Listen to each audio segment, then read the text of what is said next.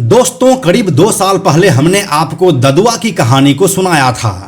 अगर आप उस वीडियो को अभी तक नहीं देखे हैं तो ऊपर के आई बटन पर क्लिक करके देख लीजिए। ये ठोकिया उसी ददुआ के चेले थे जिसने पुलिस को ददुआ से भी ज्यादा परेशान किया। एक समय में डॉक्टर बनने का ख्वाब पालने वाला ठोकिया के डकैत बनने की कहानी बहुत दिलचस्प है। अगर हम ये कहें कि ठोकिया की कहानी पूरी फिल्मी है तो यह गलत नहीं होगा। जो कांड बिकरू में विकास दुबे ने साल 2020 में किया था, वैसा ही कुछ कांड ठोकिया उससे 13 साल पहले साल 2007 में ही कर चुका है। इसलिए अब आप उसके बारे में अंदाजा लगा सकते हैं कि वह कितना कुख्यात रहा होगा। क्या है ठोकिया के एक आम आदमी से डकैत बनने की कहानी, वह कैसे ददुआ के संपर्क में आया और उसे अपना गुरु बनाया और फिर आखिर में कैसे उसकी मौत हुई। एक एक करके हम आपको सब कुछ बताने वाले हैं आज के इस वीडियो में, इसलिए आप इसे आखिर तक जरूर देखिए। तो चलिए अब ज़्यादा भूमिका नहीं बांधते हैं और आपको सीधे कहानी पर लेकर चलते हैं। हेलो एंड नमस्कार, मेरा नाम है प्रशांत और आप देख रहे हैं बेजोड़जोड़ा.com का यूट्यूब चैनल। 7 अप्रैल 1972 को यूपी के चित्रकूट जिले के लोखड़िया पुरवा गांव के कुर्मी परिवार में एक बच्चे का जन्म हुआ। नाम था अंबिका पटेल। वह बच्चा जैसे जैसे बड़ा होता गया उसकी पढ़ाई में निखार आता गया। साल 1992 में वह ग्रेजुएशन के साथ ही डॉक्टर बनने का सपना देखने लगा था। उसी साल उसके जीवन में एक ऐसी घटना घटती है जो उसे बुंदेलखंड समेत पूरे उत्तर भारत का सबसे बेरहम डाकू बना देता है। ये बात है साल 1992 की। उत्तर प्रदेश के चित्रकूट में एक छोटा सा गांव है लोखड़िया पुरवा। इसी गांव के एक लड़की को गांव के ही एक लड़के से प्रेम हो जाता है। वे दोनों परिवार से छुपकर मिलना शुरू कर देते हैं। जब कुछ समय बीत जाता है तो वह लड़की प्रेग्नेंट हो जाती है। ये बात उसके घर वालों को पता चली तो बवाल मच गया कि आखिर यह कुंवारी लड़की प्रेग्नेंट कैसे हो गई। फिर उस लड़की ने अपने भाई से कहा कि वह गांव के ही भुंडी नाम के एक लड़के से प्रेम करती है और यह बच्चा भी उसी का है। इसके बाद लड़की के भाई गांव में पंचायत बुलाते हैं। उसने कहा कि भुंडी और उसकी बहन की जल्द से जल्द शादी करवाई जाए, लेकिन भुंडी गुस्से में तमतमा गया और उसने भरी पंचायत में शादी करने से साफ मना कर दिया। भुंडी के साथ उसके रिश्तेदार भी थे जो किसी भी कीमत पर शादी कराने के लिए तैयार नहीं थे। लड़की का भाई गुस्सा गया और पंचायत में बवाल मच गया। लड़की के भाई ने बिना देरी किए भरी पंचायत में ही उस लड़के पर हमला कर दिया और वह वहीं पर मारा गया। इसके बाद लड़की का भाई बुंदेलखंड की जंगलों में कहीं खो गया। लड़की के इस भाई का नाम कुछ और नहीं बल्कि अंबिका पटेल ही था, जो बाद में ठोकिया डकैत के नाम से मशहूर हुआ। अपने बहन के बलात्कारी को मारने के बाद अंबिका पटेल उसके पूरे परिवार को मारना चाहता था। जैसे ही इस बात की जानकारी उस समय के चर्चित डाकू ओमनाथ को हुई, उसने लाउड स्पीकर पर अंबिका को जान से मारने का ऐलान कर दिया। ओमनाथ का भी उस दौर में खौफ चल रहा था जिससे लोग डरते थे। ऊपर से जिस लड़के को अंबिका ने मारा था वह ओमनाथ का भतीजा लगता था।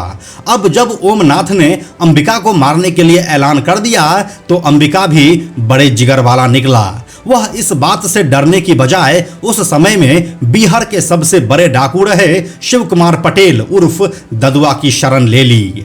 ददुआ के गैंग में शामिल होते ही अंबिका लूट अपहरण जैसी कई वारदातों को अंजाम देने लगा। जब वह कई महीनों बाद दशहरा मनाने अपने गांव आया, तभी गांव के ही कलवा निषाद नाम के एक शख्स ने पुलिस से उसकी मुखबिरी कर दी। पुलिस ने अंबिका के गांव को चारों तरफ से घेर लिया, लेकिन अंबिका पुलिस को चकमा देते हुए भाग निकला। इस घटना को 2 दिन ही बीते थे कि अंबिका ने गांव आकर दिन दहाड़े मुखबिर कलवा निषाद को ठोक दिया। इस हत्या के बाद ददुआ ने अंबिका की दिलेरी को देखते हुए उसे अपने गिरोह का मुख्य सदस्य बना लिया और अब ददुआ के गैंग में वह सीधे तौर पर उसका अघोषित उत्तराधिकारी बन चुका था। पुलिस के मुखबिर कलवा निषाद की हत्या करने के बाद अंबिका ने कहा, इसने मेरी मुखबिरी की इसलिए इसे मैंने बीच चौराहे पर ठोक दिया।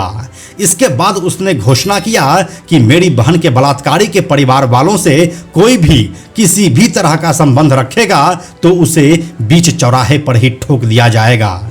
यहाँ तक कि उसने उस परिवार वालों से बात करने पर भी रोक लगा दी थी। इसी घटना के बाद अंबिका को लोग ठोकिया कहकर बुलाने लगे और अब बिहार में अंबिका पटेल का नाम कहीं खो सा गया था। ठोकिया लगातार हत्याएं करता जा रहा था। पूरे चंबल में उसकी तूती बोलने लगी थी। उसका गिरोह लगातार बड़ा होता जा रहा था। ताकतवर होने के बाद ठोकिया ने डाकू ओमनाथ के पीछे अपने मुखबिर लगा दिए। वही डाकू ओमनाथ जो उसके बहन के बलात्कारी का चाचा था और जिसने ठोकिया को जान से मारने की धमकी भी दी थी। ठोकिया को मुखबिरों से ओमनाथ की एक एक मूवमेंट की जानकारी मिलने लगी। 16 जुलाई 2003 को ठोकिया को जानकारी मिली कि डाकू ओमनाथ आज की रात अपने घर में रुकने वाला है। उसी रात ठोकिया 40 लोगों की गिरोह के साथ उसके घर पर पहुंच गया। पहुंचते ही ताबड़तोड़ फायरिंग शुरू कर दी। ओमनाथ के घर के साथ गांव के करीब आधे घरों को बाहर से बंद करके उसे आग के हवाले कर दिया। पूरे गांव में सिर्फ और सिर्फ चीखों की आवाजें थी। इस हमले में ओमनाथ के परिवार के 6 लोग मारे गए और कई लोग आग में झुलस गए। लेकिन ठोकिया के लिए सबसे ज्यादा हैरानी की बात यह रही कि ओमनाथ उस हमले से पहले ही अपने गांव से भाग चुका था। ठोकिया की वारदातों से अब पुलिस के रजिस्टर भरते जा रहे थे। वह अखबारों की सुर्खियां भी बनने लगा था। अब तक उसके खिलाफ हत्या, लूट, अपहरण के 80 से ज्यादा मुकदमे दर्ज हो चुके थे। उसका खौफ इतना ज्यादा बढ़ गया था कि 3 राज्यों मध्य प्रदेश, राजस्थान और उत्तर प्रदेश के सरकारी कर्मचारी और रसूखदार लोगों ने सूरज ढलने के बाद घर से निकलना बंद कर दिया था। ठोकिया इन्हीं लोगों को अपना निशाना बनाया करता था। कब किसका अपहरण हो जाए और किसकी हत्या कर दी जाए कोई भरोसा नहीं रहता था। इसके बाद अब ददुआ के कहने पर ठोकिया बसपा नेताओं को भी टारगेट बनाने लगा था।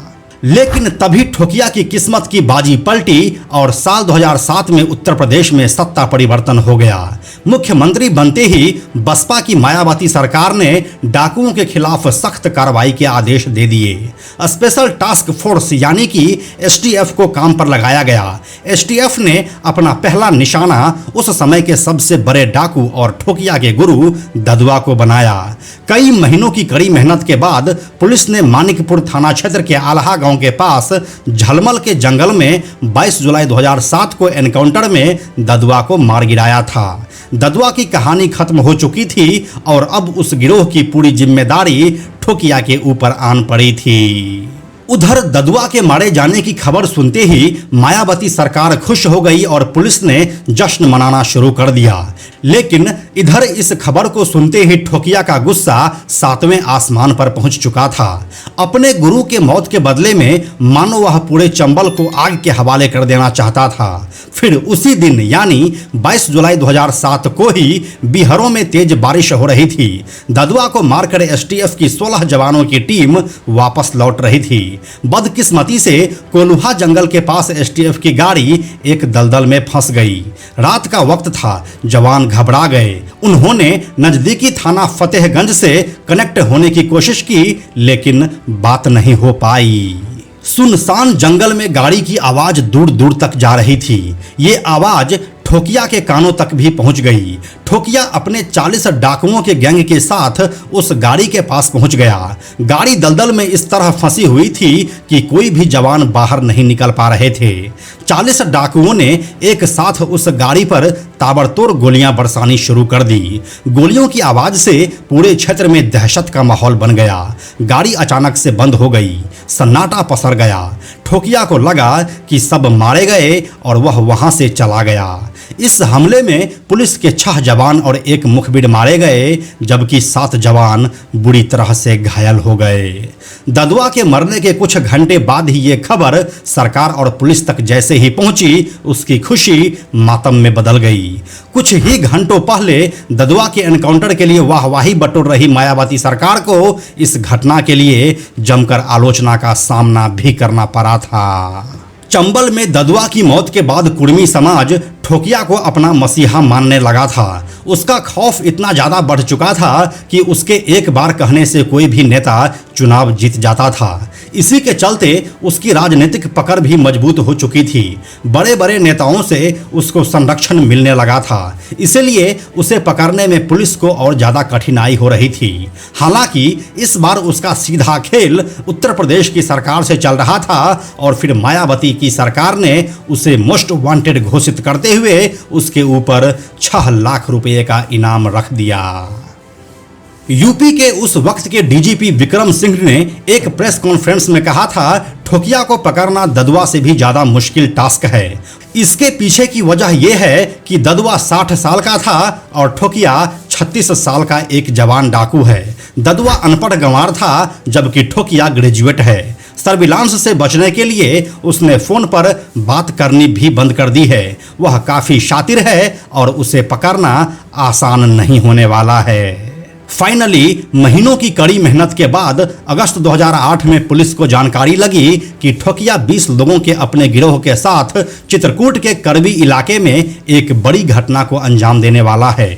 बिना किसी देरी के पुलिस ने पूरी प्लानिंग के साथ सिलखोड़ी के जंगल में ठोकिया को घेर लिया, जिसके बाद शाम 7 बजे के करीब दोनों तरफ से गोलीबारी शुरू हो गई। लगातार 7 घंटे यानी कि रात 2:30 बजे तक यह मुठभेड़ चलता रहा, जिसमें कुछ साथियों समेत ठोकिया भी मारा गया। इस तरह से करीब 1.5 दशक का खौफ शांत हुआ और अब साल भर के भीतर ही गुरु और चेला दोनों पुलिस के गोलियों का शिकार हो चुके थे। तो यही थी ददुआ के चेले और चंबल के डाकू अंबिका पटेल उर्फ ठोकिया की पूरी कहानी। यह जानकारी आपको कैसी लगी हमें कमेंट में लिखकर बताइए। साथ ही आप चंबल के और किस डाकू की कहानी को देखना चाहते हैं यह भी हमें कमेंट करके लिखिए। हम जल्दी मिलते हैं आपसे एक और नई कहानी के साथ। अंत में एक और ज़रूरी बात, हमने बेजोड़ जोड़ा का एक टेलीग्राम चैनल भी बनाया है जहां आपको हमारे सारे वीडियोस के लिंक सबसे पहले मिल जाएंगे। इसलिए आप लोग टेलीग्राम पर भी हमसे जुड़ें। टेलीग्राम पर हमसे जुड़ने के लिए सिंपली आप टेलीग्राम ऐप के सर्च में जाकर बेजोड़ जोड़ा लिखिए और चैनल पर जाकर ज्वाइन बटन क्लिक कर दीजिए। आप हमसे जुड़ जाएंगे। यह वीडियो अगर आपको पसंद आया तो इसे लाइक और शेयर जरूर करें। आने वाले वीडियोज़ के लिए बेजोड़ जोड़ा को सब्सक्राइब करके बेल आइकन को टच करना ना भूलें। Thank you so much.